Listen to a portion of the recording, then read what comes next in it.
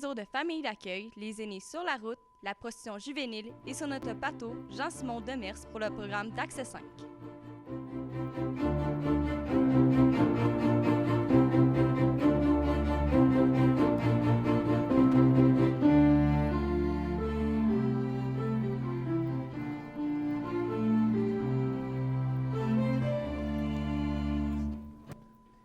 La famille Rio, qui a sous son toit 7 enfants récupérés à la DPJ, trouve que le réseau est en déclin depuis plusieurs années. Gaël Nassimo-Thibault, Nolan Gobeil et Maxime Dauphinet sont allés s'informer sur le sujet. Les règles dans les familles d'accueil sont pourtant claires, mais une fois rentré dans le réseau, c'est plus compliqué.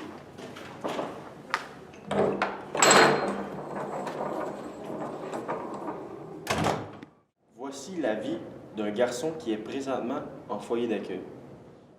Est-ce que le réseau de familles d'accueil est bien ou mal encadré? Moi, je dis qu'il est très bien encadré.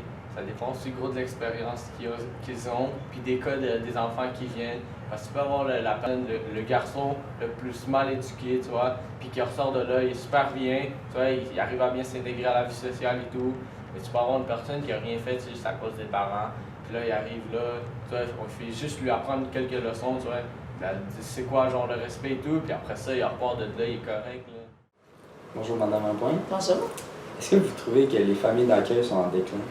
Bien, présentement, de plus en plus, les critères pour les familles d'accueil s'assouplissent parce qu'il y a de plus en plus d'enfants qui devraient être retirés des milieux, puis on en manque de familles d'accueil. Parfois même, ils vont rester plus longtemps dans la famille qui n'est pas nécessairement adéquate afin de trouver des familles qui vont répondre à leurs besoins de plus en plus.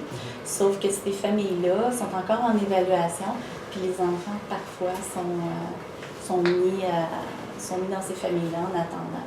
Donc, moi je crois qu'ils ne sont pas en déclin, mais ils devraient peut-être resserrer un petit peu plus les critères rapidement pour que les enfants soient bien. Après avoir fait des recherches, avoir eu l'avis d'un élève en famille d'accueil et l'avis de la directrice de l'école, Mme Lapointe, le réseau n'est pas en déclin.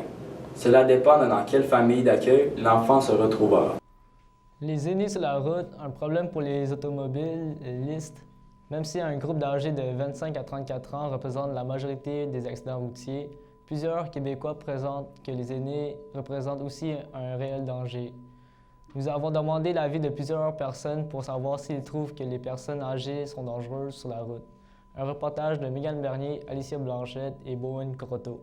Même si le groupe d'âge de 25 à 34 ans représente la majorité des accidents routiers, plusieurs Québécois pensent que les aînés représentent un réel danger sur les routes. Nous avons demandé l'avis de plusieurs personnes pour savoir s'ils trouvent que les personnes âgées sont dangereuses sur les routes. Ben, vieilli, là, comme tout le monde, mais on n'est pas dangereux encore. Je pense que tous les groupes d'âge, il y a des conducteurs fautifs puis inquiétants. Ben leurs réflexes sont, je trouve, moins vite, admettons. Leur vie est aussi moins bonne. Mais ça dépend aussi, genre, à quel point la personne âgée. Si quelqu'un a un accident, là, on pourrait mettre une évaluation, mais un petit peu plus poussée peut-être. Nous avons demandé au propriétaire de Conduipro Estrie de nous faire savoir son avis. Ceux qui sont sur la route, souvent, sont vraiment, moi personnellement, je ne les trouve pas dangereux. Ils vont aller un petit peu plus tranquillement, donc on sait qu'il y a certains, des fois, facteurs cognitifs au niveau du cerveau qui fait qu'il faut qu'ils prennent un petit peu plus le temps pour décoder les images, décoder l'information, mais ils ne sont pas vraiment plus dangereux qu'une autre personne. C'est sûr que peut-être dans certains cas, il y a des personnes qui n'ont pas aucun test, puis qu'après un certain temps, ils ne connaissent pas, ils réalisent pas. Des fois, ça peut faire 5 ans qu'ils n'ont pas conduit une voiture. Peut-être que leur capacité a diminué depuis ce temps-là. Donc, à ce moment-là, oui, ils pourraient être dangereux pour eux autres mêmes parce qu'ils n'ont pas réalisé que lorsqu'ils font leurs observations, bien, à un certain niveau, ils ont vu qu'il y a un danger qui venait, mais le cerveau ne les avise pas du danger, puis ils vont partir naturellement comme s'il n'y avait pas de danger. Donc, à ce niveau-là, c'est un peu à ça que ça sert. De refaire un test, ça pourrait être bien. Ici Alicia Blanchette de l'École de la Montée pour la Salle des Nouvelles. En septembre dernier, 6 individus de la ville de Sherbrooke ont comparu devant les tribunaux pour avoir sollicité les services sexuels de jeunes filles mineures. Ces cas ne sont malheureusement que la pointe de l'iceberg. Nos journalistes Annabelle Marcoux, Alison Breton et Mariana Lacroix-Champagne se sont intéressés de plus près à cette problématique et comment prévenir les cas de prostitution juvénile. Il y a 2 semaines de cela, à Montréal, il y a eu une conférence de presse qui portait à propos de la prostitution juvénile. Nous nous sommes entretenus avec Régis Bernier, le policier communautaire de l'école secondaire de la Montée. On va commencer. Chaque action qu'on fait dans la vie de tous les jours a une conséquence. Donc, au Québec, quelles peuvent être ces conséquences pour un proxénète? Si on peut prouver que quelqu'un a encouragé la prostitution, a eu des jeunes filles sous sa supposée protection, puis a récolté les fruits de ça, bien, il peut avoir plusieurs années de prison comme sentence. Il y a la prostitution juvénile puis il y a le trafic humain. Est-ce qu'il y a vraiment une grosse distinction entre les deux? La prostitution, je vous dirais, moi, la différence entre les deux, selon ce que j'en sais, c'est que la jeune fille est d'accord à faire ces actions-là parce qu'elle en reçoit un gain. La traite de personnes, c'est beaucoup plus sans son consentement de la personne. C'est un peu, je ne dirais pas en disant que c'est de l'esclavage, mais certaines personnes vont considérer ça parce que la jeune fille peut être envoyée dans une autre province, un autre pays pour la déstabiliser, qu'elle n'ait plus de contact avec sa famille, elle perd ses références, fait que là, elle est complètement perdue, puis elle est aux mains de son proxénète ou de la personne qui fait la traite. Savez-vous que le trafic d'êtres humains va bientôt dépasser le trafic illégal d'armes à feu? C'était Annabelle Marcoux, en direct de l'École secondaire de la Montée pour la salle des nouvelles.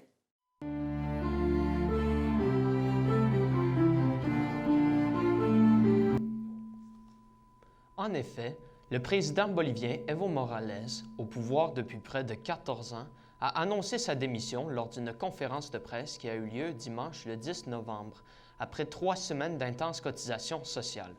Au cours de la journée, le président bolivien a été lâche par nombre de ses soutiens et a dû faire face à des démissions en cascade.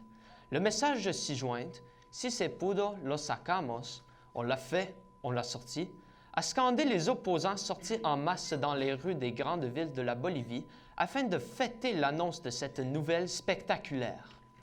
L'ancien président indépendantiste catalan Carlos Puigdemont a été invité par la Société Saint-Jean-Baptiste de Montréal pour discuter du référendum de 2017 sur l'indépendance du Catalogne. Mais en raison de ses démêlés avec la justice espagnole, il n'a pu obtenir son visa d'entrée au Canada. Son avocat, M. Stéphane Enfield, a envoyé une requête pour invalider la décision d'immigration au Canada à la Cour fédérale le 14 novembre dernier. Selon l'avocat, la Cour de toute autorité pour annuler la décision de tout ou à tout le moins permettre que le dossier soit relié. Venise sous le choc après une marée historique. En effet, la ville de Venise s'est réveillée absourdie mercredi matin suite à une marée haute d'une ampleur exceptionnelle.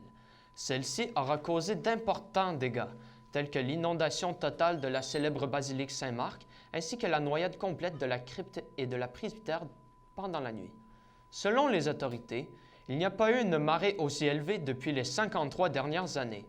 La hauteur de celle-ci était de 1,93 mètres, comparativement à celle d'aujourd'hui, qui est d'une hauteur de 1,87 mètres. Selon les médias italiens, le seul qui est mort jusqu'à présent est un Vénitien de 78 ans qui a péri électrocuté alors qu'il tentait de faire démarrer des électropompes dans son logement inondé. Le Parti québécois a élu son nouveau président, Dieudonné Laoyono. Il sera le 5e à occuper ce rôle et planifie déjà des gros changements pour ce parti. Il annonce que le logo du nom pourrait changer. Par contre, peu d'élus et militants semblent enthousiastes au changement. Fort du succès du Bloc québécois sur la scène fédérale aux demandes d'élections, le parti tente de se relancer au niveau provincial. Après la pause, les volets culturels et sportifs de la commission scolaire de la région de Sherbrooke et sur notre plateau, Jean-Simon Demers pour le programme Accès 5.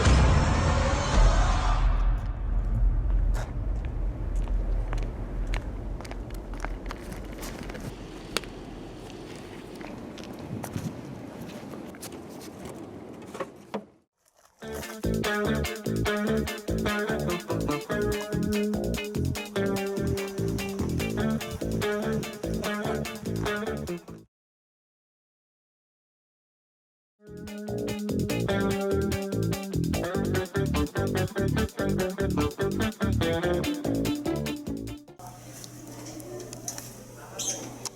il faut que tu sois plus vieux que ça pour le cannabis. Ça prend 21 ans!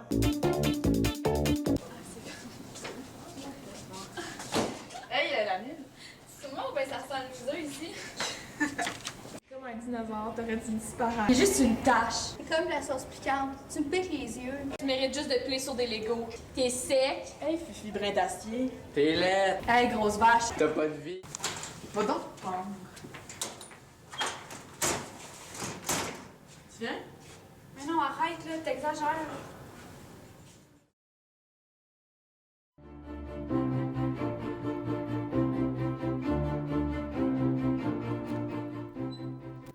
En effet, certains programmes offerts ne sont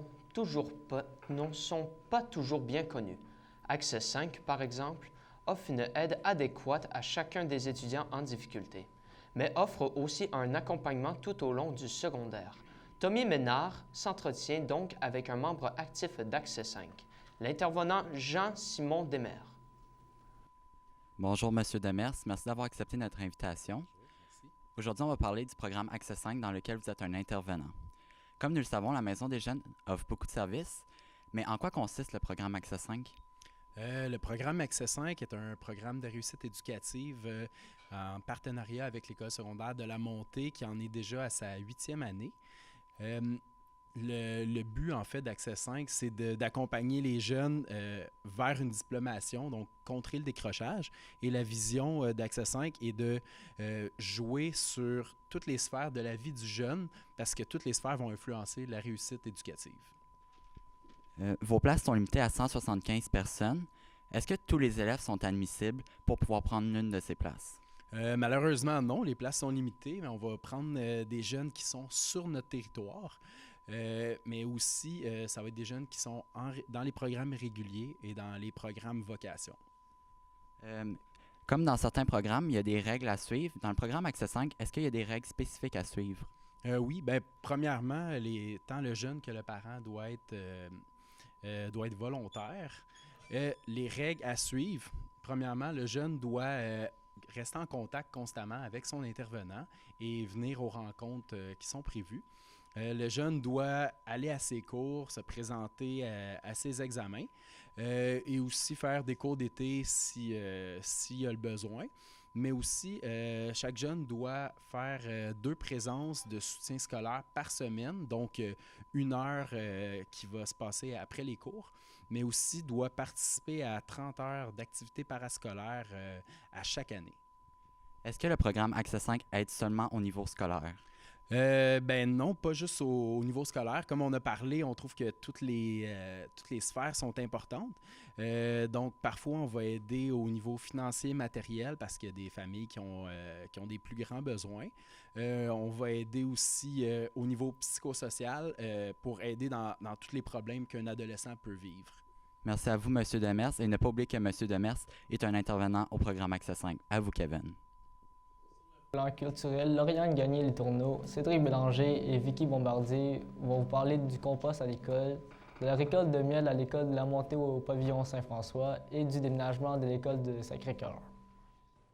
Un projet pilote a été instauré dans plusieurs écoles de la commission scolaire de la région de Sherbrooke. Il s'agit de mettre des bacs à compost à disposition des élèves. Nous interrogeons Marianne Edinka, professeure à l'école secondaire de la Montée, à ce sujet. Pourquoi prenez-vous ce projet à cœur? Quand j'ai su que c'était possible de faire partie du projet pilote, je trouvais que c'était une belle occasion de réduire les déchets à l'école, parce qu'on est quand même à environ 800 élèves à l'école, puis si chaque élève prend 2 collations par jour, une pomme, une banane, puis ça va tout à la poubelle, la pelure de banane, puis le cœur de pomme pour aller au compost, puis au bout d'une année scolaire, ça fait quand même une quantité considérable qu'on va avoir sauvé des poubelles. Ici Cédric Bélanger pour la salle des nouvelles à l'école secondaire de la Montée. Des élèves de 2e secondaire de l'école de la Montée Pavillon Saint-François ont procédé à leur première récolte de miel le 3 octobre dernier grâce à la classe ouvrière. Les responsables de la classe ouvrière sont Jonathan Douville et Anne-Marie Bombardier. Les jeunes apiculteurs ont pris soin de 100 000 abeilles et ont recueilli près de 300 pots de miel. Avec leur récolte, ils vont faire des emballages écologiques, des suçons et des bombes à lèvres à base de miel. C'était Lauriane Gagné-Letourneau pour la salle de nouvelles à l'école secondaire de la Montée Pavillon-Lebert. L'école primaire du Sacré-Cœur ne se trouvera plus sur la rue Alexandre d'ici l'année 2020. L'école va déménager dans le bâtiment du pavillon Montcalm. Le manque de locaux et le nombre trop élevé d'élèves serait la cause du déménagement. La commission scolaire de la région de Sherbrooke a décidé de construire une nouvelle école pour regrouper les pavillons Mitchell et Montcalm. Ici Vicky Bombardier pour la salle des nouvelles de l'école secondaire de la Montée. Dans les établissements scolaires, on retrouve plusieurs programmes sportifs qui sont proposés aux jeunes. Alors, Alexia Jubinville, Noémie Brochu et Mariam Kidri ont été s'informer sur le programme Vie active à l'École internationale du Phare et sur le mini-football sans plaquage à l'École du Triolet. Le programme Vie active est axé sur la découverte de nouveaux sports. Il se déroule à l'école secondaire du Phare. Avec cette activité, les élèves peuvent exprimer et pratiquer plusieurs sports. Les élèves ont également la chance de faire partie d'une période projet en lien avec le sport. Nous allons donc interviewer Élodie Pépin pour en apprendre davantage. Donc, le programme Vie active, c'est un programme qui ajoute 3 à 4 périodes supplémentaires d'activité physique dans l'horaire des élèves. Sur ces périodes-là, on travaille, c'est sur des sports ou des activités physiques qui sont moins connues et qui ne sont pas pratiquées dans les cours d'éducation physique réguliers. Donc, c'est un programme qui est gratuit, donc accessible à tout le monde, qui ne demande pas non plus un niveau scolaire. C'est vraiment, du moment qu'on est dans le programme dit régulier, on peut avoir accès au programme de Vie active. Et il y a toujours donc des activités, des sorties et des personnes qui viennent nous parler de leur passion, de leur sport, souvent à titre de découverte des sports. Le mini-football sans plaquage est une activité impliquant autant les garçons que les filles, de la 3e à la 6e année des écoles primaires du quartier. Cette activité aura lieu à tous les mardis soirs et les jeudis soirs, du 14 avril au 23 mai 2020. Pour y participer, les élèves devront débourser une somme de 100 $. Nous allons donc interroger Esdras Ernest pour en savoir plus sur le sujet. De ce que je comprends, la commission scolaire a décidé de bâtir ce programme pour introduire le football de façon sécuritaire dans un milieu contrôlé et aussi pour promouvoir le football à travers la région de Sherbrooke. C'était Alexia Jubinville pour la salle des nouvelles de l'école secondaire de la Montée. C'est ici que notre bulletin de nouvelles se conclut. À la réalisation, Samuel Hardeman et Marie Xeli. Un grand merci à toute l'équipe de Salle des nouvelles. Vos lecteurs David Sirois et moi-même, Kevin Nguyen, écoutez bien la musique du bulletin. Il s'agit d'une création originale des élèves en concentration musique à l'école Mitchell Montcalm. Merci, à la prochaine.